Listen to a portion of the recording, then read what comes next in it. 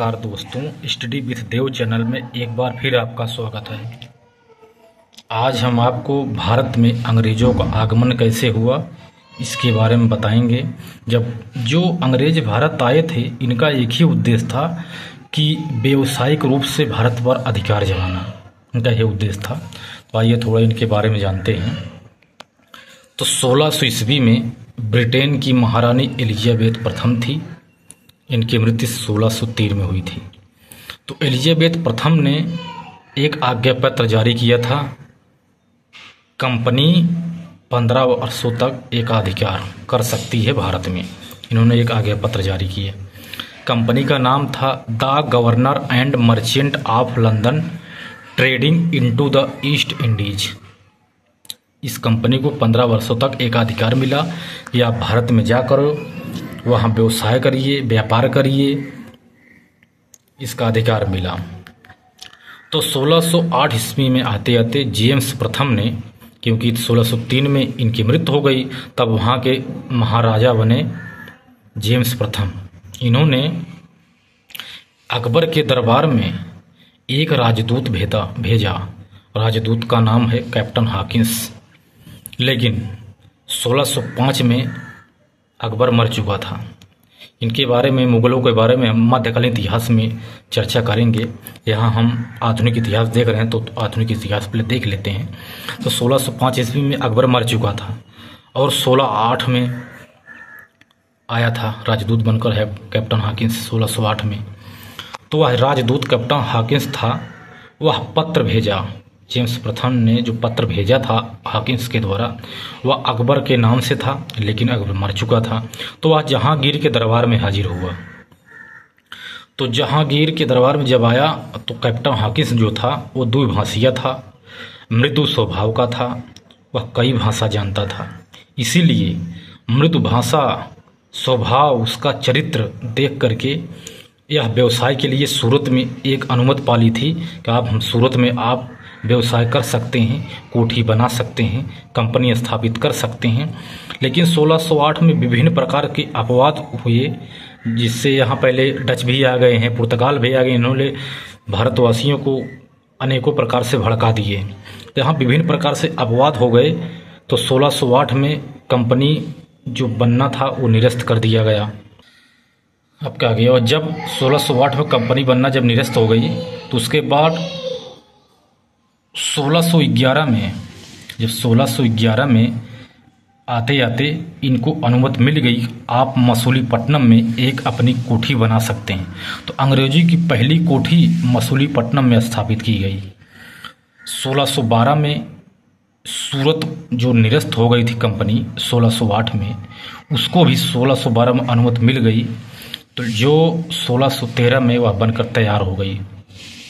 तो यहाँ ध्यान देने वाली बात है, आप नोट लगा के लिखिए कि वेरी वेरी इंपॉर्टेंट है।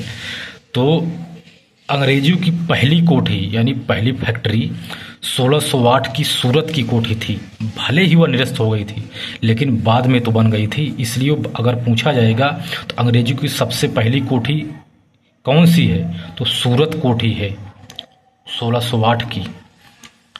दूसरा नोट, यदि बनकर तैयार हुई कोठी के बारे में अगर पूछा जाए तो 1611 की मसूलीपट्टनम की थी, जो आंध्र प्रदेश में है। इस प्रकार अंग्रेजों की प्रथम कोठी सूरत की कोठी है। यदि बनकर तैयार पूछा जाएगा तो मसूलीपट्टनम की प्रथम है। इसके बाद जहांगीर ने कैप्टन हॉकिंस को मनसबदार बनाया। मनसबदार एक पद होता है, उसको दिया तथा 400 मनसब जागीर प्रदान की जहांगीर ने। कैप्टन हॉकिंस लगभग 3 वर्ष तक रहा, फिर वह वापस चला गया। उसके बाद सर टॉमस रो आया। अब सर टॉमस रो 1615 ईस्वी में जहांगीर के दरबार में आया। उन्होंने अनेक कोठियाँ स्थापित की, जिससे वह व्यावसायिक रूप से उसको संतुष्टि मिली। 1632 में आते आते गोलकुंडा के शासक ने उन्हें सुनहरा फरमान जारी किया सर टॉमस रो को कि आप हमें 500 पैगोडा वार्षिक दे दो। पैगोडा मतलब सोने के सिक्के होते हैं। तो 500 पैगोडा आप हमें वार्षिक दे दो, और वो आप 1 वर्ष तक आप फ्री टैक्स वसूलो। आज टैक्स वसूल सकते हो, आप फ्री में व्यवसाय कर सकते हो, फ्री में। अब 1639 आते आते चंद्रगिरी के राजा से मद्रास पट्टे पर भी मिला था 1200 रुपये में। 1200 रुपये में थॉमस रो को मद्रास पट्टे पे मिला था। इससे पहले पुलिकट में डच गोल्डरिया किला बनाया था। डच ने पुलिकट में गोल्डरिया किला बनाया था, वहाँ पहली कोठी बनाया। उसके बाद 1639 में ही पहला किला फोर्ट सेंट जॉर्ज है उसको स्थापित किया सर थॉमस रो द्वारा। उसके बाद 1651 आते आते हुगली कोलकाता में एक कोठी स्थापित की अंग्रेजों द्वारा। उसके बाद 1651 में ही कासिम बाजार स्थापित किया था कोलकाता में। पटना में भी एक कोठी बनाया था 1651 में। उसके बाद 1661 आते आते पुर्तगाल राजकुमारी कैथरीन की शादी 1661 में।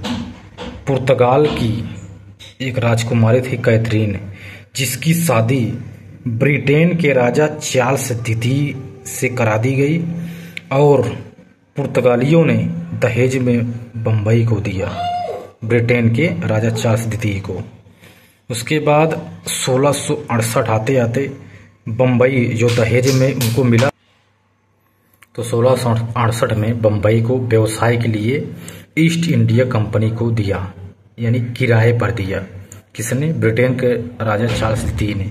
क्योंकि उसको दहेज में मिला था तो उन्होंने उसको ईस्ट इंडिया कंपनी को व्यवसाय के लिए दिया। तो गेराल्ड अंगियार ने बम्बई की स्थापना की तथा एक बंदरगाह बनाया। गेराल्ड अंगियार ने बम्बई की स्थापना की तथा एक बंदरगाह बनाया। अब 1680 में देखते हैं कि दिल्ली में औरंगजेब बैठा था, तो उसने कहा कि आप हमें 1.5% 1.55% जजिया कर लेंगे सभी से। उसने कहा कि अब हम जजिया कर लेंगे सभी से 1.5%, तो कंपनी को भी देना होगा। तो उसके बाद अंग्रेजों ने औरंगजेब के साथ झड़प की कि हम कर नहीं देंगे। तो औरंगजेब ने अंग्रेजों को वहां से मारकर भगा दिया। तो अंग्रेज का एक द्वीप था, अंग्रेज एक द्वीप पर जाकर बस गए। उस द्वीप का नाम है फुल्टा। जब औरंगजेब ने अंग्रेजों को मारकर भगा दिए तो अंग्रेज भाग कर गए और एक फुल्टा नामक द्वीप पर बस गए, क्योंकि वो कर नहीं देना चाहते थे और उन दोनों में झड़प हो गई। तो औरंगजेब ने उनको खदेड़ दिया। तो एक अंग्रेजी था जाप चार नाक, वह जहांगीर के पास गया और क्षमा याचना की, आप हमको माफ कर दीजिए। उसके बाद 1.5 लाख रुपए का जुर्माना भी दिया। उसके बाद वो फिर अंग्रेज आए और व्यापार अपना करने लगे। 1698 आते आते गांव की जमींदारी मिली, एक गांव की, 3 गांव की। 1698 में 3 गांव की जमींदारी मिली। बंगाल के शासक थे वहाँ, बंगाल के तब उस समय शासक था अजीम उल शाह। कंपनी को 3 गांव की जमींदारी मिली व्यापार के लिए। तो 3 गांव थे, जैसे एक गांव का नाम है सूतानाती, कालिकाता, गोविंदपुर। तो 1700 ईस्वी में कालिकाता में एक किला बनाया, फोर्ट विलियम, तथा कलकत्ता शहर बसाया। जाप चारनाक ने कोलकाता शहर की स्थापना की, कलकत्ता शहर की, तथा एक फोर्ट विलियम बनाया, एक किला 1700 ईस्वी में। अब 1707 आते आते औरंगजेब की मृत्यु हो गई।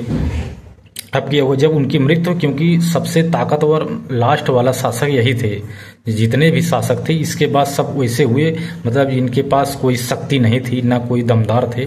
बस यही एक थोड़ा शक्तिशाली राजा था जो औरंगजेब था। जब 1707 ईस्वी में इनकी मृत्यु हो गई, अब अंग्रेजों को कोई हराने वाला ऐसा था ही नहीं जिनसे इन टक्कर ले सके इनसे। तो 1707 में मृत्यु हो गई और 1713 ईस्वी में फर्रुखसियर आया और 1719 तक रहा। तो ये तो एकदम आलसी टाइप राजा था। इन्होंने कंपनी को बहुत बढ़ावा दे दिया फर्रुखसियर ने। कंपनी को बहुत बढ़ावा दिया और इनके दरबार में एक मिशन आया था जो द्विभाषी मिशन था और जार सरमन के नेतृत्व में यह आया था मिशन।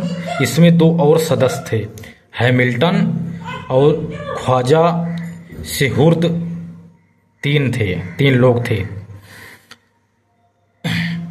तो फारूक सियर ने कहा कि आप हमें 3000 रुपये दे दो और आप बंगाल, बिहार, उड़ीसा पे आप मुक्त व्यापार कर सकते हैं। क्यों? अब बताओ कितना छोड़ दिया है। ज़्यादा शक्तिशाली शासक था नहीं, बस ये लालची था, सोच रहा था किसी तरह हम धन कमाएं और आगे बढ़े, ये सिर्फ अपना सोचता था। उसके बाद कलकत्ता जो ज़मीन थी उसको किराए पर दे दिया और कहा कि आप हमें 10,000 दे दो और सूरत पर भी आप कर मुक्त व्यापार करो। ये भी उन लोगों का बहुत फायदा हुआ। ये भी समझ लो एक फरमान भी है, सुनहरा फरमान है, क्योंकि 10,000 में आप सूरत पर मुक्त व्यापार करो। कलकत्ता वो ज़मीन किराए पर दे दी। उसके बाद मुंबई में टकसाल बनवाया तांबे का, वह तांबे का टकसाल बनता था।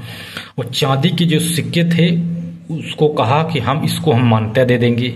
इससे यह साबित होता है कि अंग्रेजों ने कहा ये हमारे लिए मैग्ना कार्टा से कम नहीं है, यह अंग्रेजों के लिए मैग्ना कार्टा है, एक महाअधिकार पत्र है।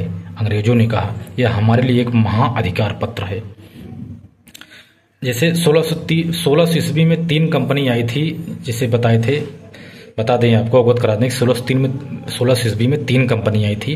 कंपनी ईस्ट इंडिया, एक कंपनी उसको कहते हैं east India company, new company William तृतीय।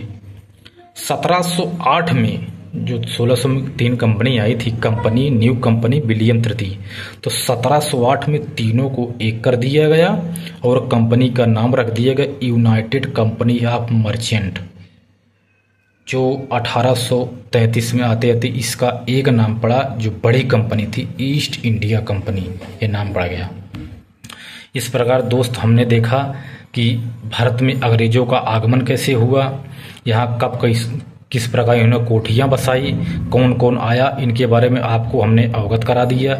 इसके बारे में जो बताया आप इनका नोट्स बना लीजिए, जिससे रिवीजन भी करते रहिए और हम आपको ऐसे ही रॉ पॉइंट ढूंढ कर लाएंगे, पढ़ करके अच्छे से पढ़ाएंगे, जिसमें आपको इससे बाहर एग्जाम में आ नहीं सकता।